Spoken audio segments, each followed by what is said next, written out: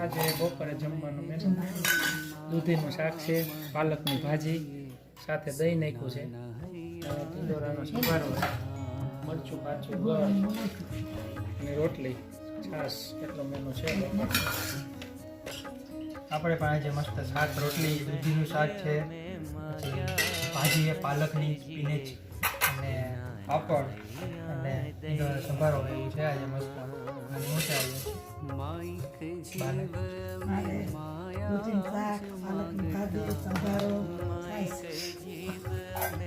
મજા આવે હેઠે જમવાની કે હેઠા બેન મજા આવે કે ઓલા ટેબલ ઉપર અહીં જમવાની મજા આવે કે ઓલા ટેબલ ઉપર હાલે છોકરા વાયરે છે હમણાં જલસા છે હમણાં જલસા છે અક્ષર.